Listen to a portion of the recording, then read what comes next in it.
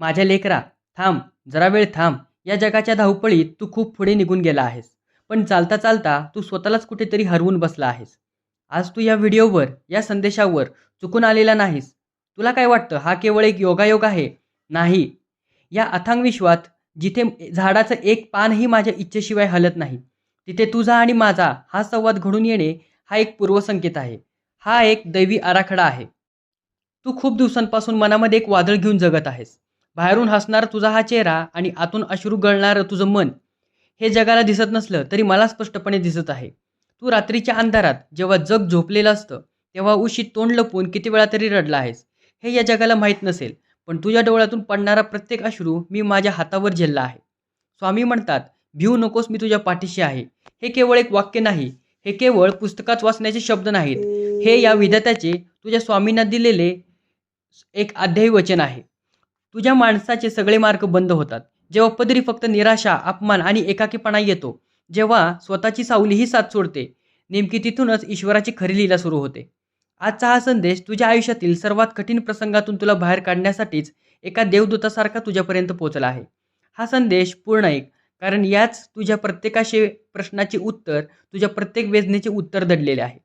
जर तुझ्या माझ्या शब्दांवर आणि स्वामींच्या अस्तित्वावर पूर्ण विश्वास असेल, तर या क्षणी तुला शपथ आहे, आत्ता कमेंट बॉक्समध्ये श्री स्वामी समर्थ लिहायला विसरू नकोस. बाळा, तू नेहमी शांत बसून विचार करतोस, की माझ्याच वाट्याला इतके दुःख का? मी कधी कोणाचे वाईट केले नाही. कोणाचा हक्क हिरावून घेतला नाही. कोणाचे मन दुखावले नाही.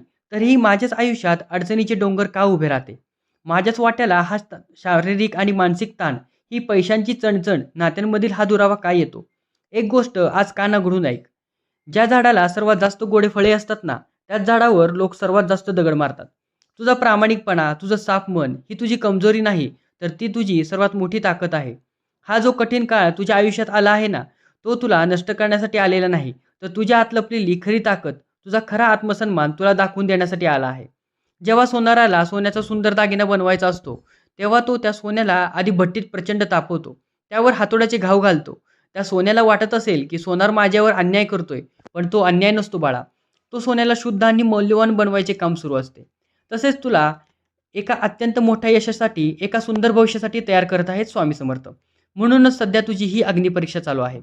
रात्रीच्या अथांग अंधारानंतर जशी एक अत्यंत सुंदर, प्रकाशमयी सकाळ होते, तसेच तुझ्या आयुष्यातील हे दुःखाचे, निराशेचे ढगही लवकरच विसरून जाणार आहेत.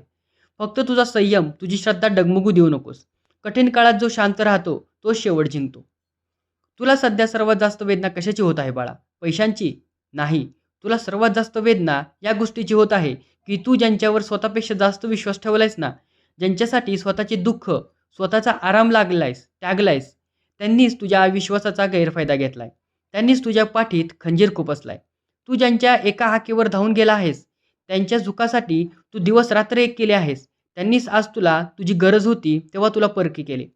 जेव्हा तुला चांगला काळ होता, जेव्हा तुझ्या खिशात पैसा होता, जेव्हा तुझ्याकडे सत्ता होती, तेव्हा तुझ्या भोवती माणसांचा गराडा होता. सगळेजण तुलाच आपले म्हणत होते. पण आज जेव्हा तुझ्यावर संकट आले, तेव्हा तुला खरोखरच मदतीची आणि एका आधाराची गरज आहे. तेव्हा सगळेजण आपले हात झटकून दूर निघून गेले आहेत बाळा. मला हे बघून खूपच वाईट वाटते. पण स्वामी म्हणतात, "लेकरा, जे सोडून गेले त्यांच्यासाठी डोळ्यात अश्रू आणू नकोस. ते कधीच तुझे नव्हते." देवाने तुझ्या आयुष्यातून अशा लोकांना स्वतःहून दूर केले आहे, जे तुझ्या प्रगतीच्या आड येत होते, जे तुझ्या पाठीमागे विष पेरण्याचे काम करत होते. काही लोक आयुष्यात फक्त एक धडा शिकवण्यासाठी येतात. त्यांनी तुला फसवले. यावरून हे सिद्ध होते, की त्यांचे मन छोटे होते. त्यांची लायकी कमी होती. तू कमजोर होतास म्हणून तू असे घडले. आता मनात कोणाबद्दलही बदला घेण्याची, द्वेषाची भावना ठेवू नकोस. कारण हा द्वेष तुला आतून पोखरून टाकेल. कर्माचा सिद्धांत अतिशय अचूक आणि भयानक आहे बाळा. या जगात ज्याने जे पेरले आहे, त्याला त्याचीच कापणी करावी लागेल. ज्यांनी आज तुला हे रडवले आहे, ज्यांनी तुझ्या परिस्थितीची चेष्टा केली आहे, त्यांना हा निसर्ग, हा काळ स्वतः त्यांच्या कर्माची आणि अशी शिक्षा देईल, की ते स्वतःच्या कर्मावर रडतील. तू तुझा हात त्यांच्या रक्ताने आणि द्वेषाने माखू नकोस. तुझा हात माझ्या चरणी अर्पण कर. शांत राहा, कारण तुझा न्याय स्वतः ईश्वर करणार आहेत. तुझा जर तुझ्या ईश्वराच्या नावावर जर विश्वास असेल, तर भक्तांनो, तुम्हाला स्वामी समर्थांची शपथ आहे. आत्ताच व्हिडिओला लाईक करा आणि कमेंट करायला विसरू नका. सध्या तुझ्या परिस्थितीचे चित्र मला दिसत आहे. कदाचित तुझ्या डोक्यावर कर्जाचा खूप मोठा डोंगर असेल. नोकरीमध्ये रोज नवीन-नवीन अडचणी येत असतील. बॉसचा त्रास असेल किंवा नोकरी जाण्याची भीती असेल. जर तू व्यवसाय करत असशील तर व्यवसायात प्रचंड मंदी असेल, गिराईक नसेल, भांडवल संपले असेल किंवा भागीदारीत फसवणूक झाली असेल. पैशांची चिंता ही अशी चिंता आहे जी माणसाला रात्रीची सुखाने झोपू देत नाही. कुटुंबाची जबाबदारी, मुलांचे शिक्षण, आजारपण, घराचे भाडे किंवा हप्ता आणि या सगळ्या समाजात टिकून ठेवावी लागणारी प्रतिष्ठा. या सगळ्याचा प्रचंड ताण तुझ्या मनावर आहे, तुझ्या मेंदूवर आहे. कधी-कधी तुला असे वाटत असेल की हे सगळे थांबवावे आणि कुठेतरी निघून जावे. पण माझ्या बाळा, जरा शांत मनाने विचार कर. अस्वस्थ होऊन, रडून किंवा सतत चिंता करून आजपर्यंत कधी ₹1 तरी मिळाला आहे का? नाही. चिंता ही चितेसमान असते. ती माणसाला जिवंतपणेच माळून टाकते. तुझा हा सगळा भार, या सर्व चिंता आज या क्षणी स्वामींवर सोडून दे. एक दीर्घ श्वास घे आणि पुन्हा एकदा नवीन ऊर्जेने उभा राहा. कष्टावर निष्ठा ठेव. नशिबाचे हे चक्र नेहमी स्थिर नसते. ते सतत फिरत असते. आज जर तू शून्यावर असतील, तर उद्या तू शिखरावर पोहोचू शकतोस. ज्याच्याकडे आज काहीच नाही, तो उद्याचा राजा होऊ शकतो. लवकरच तुझ्या नोकरीत किंवा व्यवसायात असे काही सकारात्मक बदल घडतील, ज्याची तू स्वप्नातही कल्पना केली नसेल. बंद पडलेले मार्ग अचानक मोकळे होतील. धनप्राप्तीचे नवीन नियम, प्राणस्रोत निर्माण होतील. फक्त एक गोष्ट लक्षात ठेव बाळा, जेव्हा तुझ्याकडे पुन्हा पैसा येईल, तेव्हा तुला वैभव मिळेल. तेव्हा अहंकार करू नकोस बाळा आणि गरिबांना, गरजू लोकांना मदत करायला विसरू नकोस. कारण दानाने संपत्ती शुद्ध होते आणि ज्या घरात दानधर्म होतो, तिथे लक्ष्मी कायमची टिकून राहते. तुझ्या शरीरापेक्षा तुझ्या मनाला सध्या विश्रांतीची, एक शांततेची प्रचंड गरज आहे. तू इतरांचा विचार करता करता, सगळ्यांना खुश करण्याचा प्रयत्न करता करता स्वतःला पूर्णपणे विसरून गेला आहेस बाळा. सतत चालू असणारे नकारात्मक विचार, माझं काय होईल, माझ्या कुटुंबाचं काय होईल, माझ्याकडे तर पैसेच नाहीत, ही भीती तुझ्या आरोग्यावर परिणाम करत आहे. तुझी भूक मंदावली आहे, तुझी झोप उडाली आहे. स्वामी म्हणतात, बाळा, माझे हे शरीर मी तुला राहण्यासाठी दिलेले मंदिर आहे. याची अशी हेळसांड करू नकोस. दिवसातून किमान 10 मिनिटे स्वतःसाठी काढ. एका जागी शांत बस. डोळे बंद करून फक्त आणि फक्त तुझ्या श्वासावर केंद्रित कर. मनात येणारे सर्व वाईट विचार काढ. भूतकाळातील कटू आठवणी, भविष्याची भीती, शंका, या सर्व गोष्टी श्वासासोबत बाहेर काढून टाक. जेव्हा एखादा तलाव पूर्णपणे शांत असतो, तेव्हाच त्यात आपले स्पष्ट प्रतिबिंब दिसत असते. तसेच जेव्हा तुझे मन शांत असेल, तेव्हाच तुला तुझ्या समस्यातून बाहेर पडण्याचा योग्य मार्ग सापडेल. तुम्हाला सुद्धा भांडणातून किंवा कुठल्या अडचणीतून बाहेर काढण्यासाठी स्वामी समर्थांनी मदत केली असेल, तर आताच कमेंट करा, स्वामी समर्थ, तुम्ही मला खूप गोष्टीतून बाहेर काढले आहे. माझं पुढे काय होईल या भीतीने आजचा सुंदर दिवस वाया घालवू नकोस. जो उद्याची काळजी करतो, तो आजचा आनंद गमावून बसतो. जे घडणार आहे ते माझ्या इच्छेनेच घडणार आहे आणि मी माझ्या लेकराचे कधीही अहित करत नाही. हा दृढ विश्वास मनाच्या गाभाऱ्यात घट्ट सजवून ठेव. माणसाला शारीरिक जखमेपेक्षा शब्दांची जखम जास्त वेदना देते. जेव्हा आपलेच लोक टोमणे मारतात, जेव्हा नातेवाईक आपल्या गरिबीची किंवा अपयशाची चेष्टा करतात, तेव्हा ती वेदना काळजाला आरपार चिरून जाते. लोकांनी तुला नावे ठेवली, तुझ्या पाठीमागे तुझी निंदा केली, तुला समाजात कमी लेखण्याचा प्रयत्न केला. हीच तुझी खंत आहे ना? तुला ह्याचंच तर वाईट वाटत आहे ना? पण एक गोष्ट आज नीट समजून घे. हे जग एक रंगमंच आहे आणि प्रत्येक जण आपली भूमिका वेश परिधान करून बजावत आहे. कोणाकडूनही जास्त अपेक्षा ठेवू नकोस. जेव्हा अपेक्षा भंग पावतात, तेव्हाच मनाला सर्वात जास्त वेदना होतात. स्वतःची किंमत इतरांच्या बोलण्यावरून किंवा त्यांच्या दृष्टिकोनावरून ठरवू नकोस. लोकांनी तुला नावे ठेवली असतील, तुझा अपमान केला असेल, तरी तुझी खरी किंमत कधीच कमी होत नाही.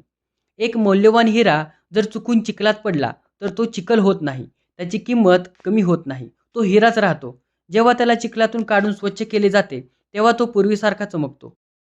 तू देखील माझ्यासाठी, या विश्वासाठी, या अमृतासारखा अमूल्य हिरा आहेस.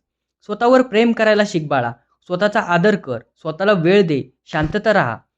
जेव्हा तू स्वतःचा आदर करशील, तेव्हा हे जग तुझ्यासमोरही झुकेल, तुझा आदर करेल आणि जी किंमत तुला पाहिजे होती, ती तुला नक्की मिळेल. तुमचा जर या स्वामींच्या सांगितलेल्या या संकेतावर विश्वास असेल, तर आत्ताच्या आत्ता कमेंट करा की स्वामी, माझा तुमच्या दिलेल्या श्रद्धेवर, तुम्ही सांगितलेल्या शब्दांवर माझा विश्वास आहे. देव कधीही थेट आकाशातून प्रकट होऊन तुझ्याशी बोलणार नाही, पण तो वेगवेगळ्या संकेताचा माध्यमातून तुला सावध करत असतो किंवा तुला योग्य मार्ग दाखवत असतो. अलीकडे तुझ्या आयुष्यात काही वेगळे बदल, काही वेगळे अनुभव येत आहेत का? यावर जरा बारकाईने विचार कर. जसे की रात्री अचानक 3 ते 5 ब्रह्ममुहूर्तावर तुझी झोप उघडणे, मनात कोणतंही कारण नसताना अचानक स्वामींचं नाव घेणे, एखाद्या जुन्या मित्रांची किंवा अगदी अनोळखी व्यक्तीची अचानक भेट घेऊन तुझ्या समस्येवर काही महत्त्वाचा सल्ला मिळणे किंवा अचानक एखाद्या आध्यात्मिक संदेश तुझ्या समोर येणे. हे सर्व योगायोग नसतं बाळा. माझ्या बाळा, हे ईश्वरी संकेत असतात. निसर्ग ही सृष्टी तुला सांगण्याचा प्रयत्न करत आहे की तुझी वाईट वेळ आता संपत आली आहे. तुझा चांगला काळ आता सुरू होत आहे. तुझ्या सभोवतालची सर्व नकारात्मक ऊर्जा आता दूर होत आहे. सकारात्मक ऊर्जेचा तुझ्या घरात, तुझ्या मनात प्रवेश होत आहे. या संकेतांना ओळख आणि मनात कोणतीही शंका नाही. भीती न ठेवता खंबीरपणे पुढे जा. जेव्हा तू विश्वासाने एक पाऊल पुढे टाकतोस, तेव्हा मी तुला 100 पावले पुढे घेऊन जाण्यासाठी तयार असतो. अनन्यतेचे मला शरण येणाऱ्या योगक्षम मी स्वतः वहन करतो. हा भगवद्गीतेचा महासंदेश आहे आणि हाच स्वामींचा मुख्य सिद्धांत आहे. बऱ्याच लोकांना वाटतं की शरणागती म्हणजे देवाकडे जाऊन फक्त हात जोडणे. नाही बाळा, तसं नसतं. शरणागती म्हणजे स्वतःचा अहंकार, स्वतःचे मी पण बाजूला ठेवून मी काहीच करत नाही, जे काही करत आहेत ते माझे स्वामीच करत आहेत, माझ्या आयुष्याचा मालक तोच आहे, हा संपूर्ण भाव मनात निर्माण होणे म्हणजे खरी शरणागती. जेव्हा तू तुझे सगळे प्रश्न, सगळ्या चिंता, सगळे ताण माझ्या चरणी अर्पण करतोस, तेव्हा तुझे ओझे हलके होते. मग तुला कोणत्याही गोष्टीची भीती बाळगण्याची गरज नसते. ज्या जहाजांना कप्तान स्वतः अत्यंत अनुभवी आणि कुशाल मिळतो, ते जहाज महासागरातील कितीही मोठ्या वादळात सापडले तरी कधीही बुडत नाही. तुझ्या आयुष्याचा हा जहाजाचा सुकाणू आता तू माझ्या हातात दिला आहेस. त्यामुळे वादळे कितीही मोठी आली, संकटे कितीही भयानक वाटली तरी घाबरू नकोस. मी त्या वादळाला शांत करेन आणि मी तुला सुखरूप किनाऱ्याला लावेन. तुम्हाला जर या स्वामी समर्थांच्या बोलवर विश्वास असेल, तर आत्ताच कमेंटमध्ये लिहा, स्वामी समर्थ माझा तुमच्यावर विश्वास आहे म्हणून. तुझ्या नशिबाचे जे दरवाजे अनेक वर्षांपासून बंद होते, ते आता उघडत आहेत. येणारा काळ तुझ्यासाठी यशाचा, प्रगतीचा, आरोग्याचा आणि आनंदाचा असणार आहे. भूतकाळात जे काही तू गमावले आहेस, मग ते पैसा असो, नाती असोत की प्रतिष्ठा असोत, त्यापेक्षा कितीतरी पटीने सुंदर, श्रेष्ठ, कायमस्वरूपी टिकणाऱ्या गोष्टी तुला भविष्यात मिळणार आहेत. फक्त तुझी श्रद्धा आणि तुझा विश्वास, संयम कायम ठेव. तुझ्या मनात एक सुप्त भीती नेहमी असते. जर उद्या सगळं काही संपलं तर? जर मला यश नाही मिळालं तर? ही भीती तुला नवीन पाऊल टाकण्यापासून रोखत आहे बाळा. भीती हा माणसाचा सर्वात मोठा शत्रू आहे. ती तुला जिवंतपणी गुलामी बनवते. स्वामी म्हणतात, ज्याला माझी साथ आहे त्याला भीतीची काय गरज? आठवून बघ, तुझ्या आयुष्यात यापूर्वीही अनेक कठीण प्रसंग आले होते. तेव्हाही तुला असेच वाटले होते की आता सगळं काही संपलं आहे. आता मी यातून बाहेर पडू शकणार नाही. पण काय झाले? तू त्यातून बाहेर पडलास ना. आज तू जिवंत आहेस, खंबीर आहेस. ज्या देवाने तुला कालच्या संकटातून वाचवले, तो तुला आजच्या संकटातून एकाकी सोडेल का? नाही. त्याचा विश्वास कधीच खोटा ठरत नाही. भविष्याची चिंता करणे सोडून दे. भविष्य हे आजच्या कर्मावर आधारित असते. आज जर तू प्रामाणिकपणे ईश्वरावर विश्वास ठेवून कष्ट करत राहिलास, तर तुझा उद्या हा सोन्यासारखा चमकणार आहे. मनातील निराशे, जळमट काढून टाक. उठ, सज्ज हो आणि एका नव्या आत्मविश्वासाने तुझ्या ध्येयाकडे वाटचाल चालू कर. संपूर्ण ब्रह्मांड तुला मदत करण्यासाठी सज्ज झाले आहे.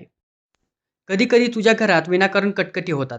नात्यांमध्ये तणाव निर्माण होतो. एकामेकांबद्दल संशय किंवा राग येतो. तुला असे वाटत असेल की घराला कोणाची तरी नजर लागली आहे किंवा घरात नकारात्मक ऊर्जा आहे. पैशांची आवक असूनही घरात पैसा टिकत नाही. कुठे जातो काही समजत नाही. मुलांच्या भविष्याची, त्यांच्या शिक्षणाची किंवा आरोग्याची तुला सतत काळजी असते. स्वामी म्हणतात, ज्या घरात माझे नामस्मरण होते तिथे कोणताही नकारात्मक शक्ती टिकू देत नाही. रोज संध्याकाळी घरात एक दिवा लाव, कापूर जाळ आणि संपूर्ण घरात स्वामी समर्थांचा मंत्र किंवा तारक मंत्राचा गजर कर. या मंत्राच्या ध्वनिलहरींमध्ये इतकी ताकद आहे की ती घरातील सर्व वास्तुदोष, सर्व नकारात्मकता आणि भांडणे एका क्षणात नष्ट करून टाकतात. मुलांची काळजी करणे सोडा.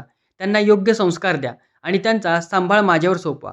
मी त्यांच्या पाठीशी खंबीरपणे उभा राहीन. घरात एकमेकांबद्दल आदर आणि प्रेम ठेवा. जिथे प्रेम असते तिथेच देवाचा वास असतो आणि जिथे देवाचा वास असतो तिथे सुख, शांती आणि समृद्धी आपोआप चालत येते. अध्यात्म म्हणजे केवळ एक उपवास करणे किंवा मंदिरात जाणे नव्हे, तर अध्यात्म म्हणजे स्वतःच्या आत डोकावून पाहणे. तू बाहेरच्या जगात शांतता शोधत आहेस, पण खरी शांतता तर तुझ्या आत दडलेली आहे बाळा. जोपर्यंत तुझे मन वासना, राग, लोभ, मद आणि मत्सर यांनी भरलेले आहे, तोपर्यंत तुला मंदिरात जाऊनही शांतता लाभणार नाही. मनातील राग सोडून द्यायला शिक बाळा. ज्याने तुला त्रास दिला आहे त्याला माफ करून टाक. माफ करणे म्हणजे चुकीचे समर्थन करणे नव्हे, तर स्वतःला त्या मानसिक त्रासातून मुक्त करणे होय. जेव्हा तू कोणाचा तरी द्वेष करतोस, तेव्हा तू स्वतःचंच विष प्राशन करतोस. समोरच्याच्या मृत्यूची अपेक्षा करत असतोस. हे थांबव. सर्वांवर प्रेम कर. प्राणीमात्रांवर दया कर. कोणाबद्दलही मनात कटुता ठेवू नकोस. जेव्हा तुझे मन गंगेसारखे पवित्र आणि निर्मळ होईल, तेव्हा तुला जाणवेल की स्वामी तुझ्यापासून दूर नाहीत, तर ते तुझ्या हृदयाच्या गाभाऱ्यातच विराजमान आहेत. मग तुला जगातील कोणत्याही संकटाची भीती वाटणार नाही. या विश्वात एक न्यायपीठ आहे, जिथे कोणीही चूक करत नाही. कोणी कोणतीही कधीही चूक होत नाही. लोकांना वाटत असेल की ते चुकीचे वागून इतरांना फसवून खूप सुखी आहेत, पण त्यांना तो चुकाचा काळ तात्पुरता असतो बाळा. कर्माची डायरी नेहमी उघडी असते आणि निसर्ग प्रत्येक सेकंदाचा प्रत्येक कर्माचा हिशोब ठेवत असतो. सत्याचा मार्ग सुरुवातीला अत्यंत कठीण, काट्याने भरलेला आणि एकाकी वाटू शकतो. पण या मार्गाचा शेवट नेहमी अत्यंत गोड आणि विजयी असतो. या उलट असाध्य मार्ग सुरुवातीला खूप सोपा आणि आकर्षक वाटतो, पण त्याचा शेवट हा विनाशाकडे नक्की घेऊन जातो. तू सत्याच्या आणि प्रामाणिकपणाच्या मार्गावर चालत आहेस बाळा. म्हणूनच तुला सुरुवातीला हा त्रास होत आहे. पण घाबरू नकोस. तुझा हा संघर्ष वाया जाणार नाही. ज्यांनी तुला रडवले, ज्यांनी तुझा छळ केला, ते एक दिवस स्वतःच्या कर्माच्या ओझ्याखाली दबून जातील. तुझा प्रामाणिकपणा हीच तुझी ढाल आहे आणि स्वामींची कृपा हीच तुझी खुची तलवार आहे. तुला विजय निश्चित आहे. फक्त योग्य वेळेची वाट पहा बाळा. प्रार्थनेमध्ये इतकी ताकद आहे की ती निसर्गाचे नियमही बदलू शकते. जेव्हा तू मनापासून डोळ्यात अश्रू आणून देवाला हाक मारतोस, तेव्हा संपूर्ण ब्रह्मांड तुझ्या मदतीसाठी कामाला लागते. तुझी प्रत्येक प्रार्थना, तुझा प्रत्येक शब्द वरपर्यंत पोहोचला आहे. तुला असे वाटत असेल की देव माझी प्रार्थना ऐकत नाही, पण तसे नाही. देव तुझ्या प्रार्थनेचे उत्तर 3 प्रकारे देतो. एक तर तो लगेच हो म्हणतो आणि तुला जे हवं ते देतो, किंवा तो नाही म्हणतो कारण तुझ्यासाठी त्यापेक्षा काहीतरी चांगले त्याने ठरवलेले असते, किंवा तो थांब म्हणतो कारण योग्य वेळ अजून आलेली नसते. आता तुझ्या आयुष्यात त्या चमत्काराची वेळ आली आहे. ज्याची तू अनेक वर्षांपासून वाट पाहत होतास, ते अशक्य वाटत होते, ते आता शक्य होणार आहे. ज्या समस्या डोंगरा एवढ्या मोठ्या वाटत होत्या, त्या आता बर्फासारख्या वितळून जाणार आहेत. फक्त तुझा विश्वास डगमगू नकोस आणि फक्त प्रार्थना करत राहा, कष्ट करत राहा. हे मनुष्य जीवन अत्यंत दुर्मिळ आहे बाळा. हे केवळ पैसा कमवण्यासाठी, खाण्यापिण्यासाठी आणि नात्यांच्या जाळ्यात अडकून मरण्यासाठी मिळालेले नाही. या जीवनाचा एक मोठा उद्देश आहे. तो म्हणजे स्वतःची ओळख करून घेणे, ईश्वराशी एकरूप होणे.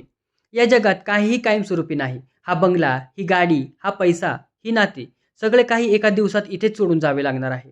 मग कशाला एवढा अहंकार आणि कशाचे एवढे दुःख? जे आले आहे ते खरंच जाणार आहे. ज्या जगातील गोष्टींचा उपभोग घ्या, पण त्यात इतके उडकून पडू नका की तुमच्या आत्म्यालाच विसरून जाईल. मनात वैराग्याचा भाव ठेवा. वैराग्य म्हणजे घरदार सोडून जंगलात जाणे नव्हे, तर जगात राहूनही जगाच्या मोहपाशात न अडकणे होय. जेव्हा तू या स्थितीत पोहोचशील, तेव्हा तुला सुख आणि दुःख दोन्ही सामान वाटू लागेल. तुला एका अथांग अलौकिक शांततेचा अनुभव येईल, जी शांतता या जगातील कोणतीही संपत्ती तुला देऊ शकणार नाही. माझ्या लाडक्या लेकरा, आता हा प्रदीर्घ संवादाचा प्रवास संपत आला आहे. पण तुझा आणि माझा हा संबंध कधी संपणार नाही. हा संदेश केवळ एक व्हिडिओ नव्हता, तर तुझ्यासाठी स्वामींचा थेट आशीर्वाद होता, जो तुझ्या मनाला शांतता देण्यासाठी आणि तुझ्या आत्म्याला बळ देण्यासाठीच पाठवला गेला होता. आता तुझ्या डोळ्यातील अश्रू पुसून टाक. चेहऱ्यावर एक अत्यंत सुंदर तेजस्वी हसू आण. मनातील सर्व भीती, सर्व चिंता नदीत वाहून टाक आणि एका नव्या उत्साहाने, नव्या ऊर्जेने तुझ्या कामाला लाग. स्वामींचा अभयहस्त नेहमी तुझ्या पाठीवर, तुझ्या डोक्यावर आणि तुझ्या संपूर्ण कुटुंबावर आहे. हा संदेश जर खरोखरच तुझ्या मनाला, तुझ्या आत्म्याला स्पर्श करून गेला असेल, तर हा व्हिडिओ केवळ स्वतःपुरता मर्यादित ठेवू नकोस. हा व्हिडिओ तुमच्या अशा मित्रांना, नातेवाईकांना किंवा जवळच्या लोकांना शेअर करा, जे सध्या अत्यंत कठीण परिस्थितीतून जात आहेत, जे निराश झाले आहेत. कोणाच्या तरी अंधारमय आयुष्यात आशेचा किरण बनण्याचे, कोणाच्या तरी चेहऱ्यावर हसू आणण्याचे माध्यम तुम्ही बना. जाता जाता पूर्ण भक्तिभावाने दोन्ही हात जोडून कमेंटमध्ये लिहा श्री स्वामी समर्थ. व्हिडिओला लाईक करा, चॅनलला नक्की सबस्क्राईब करा आणि बेल आयकॉन दाबायला विसरू नका, जेणेकरून स्वामींचे असेच अमृत विचार तुमच्यापर्यंत नेहमी पोहोचत राहतील. संतोषी राहा, सुखी राहा, निर्भय राहा. श्री स्वामी समर्थ. जय जय स्वामी समर्थ.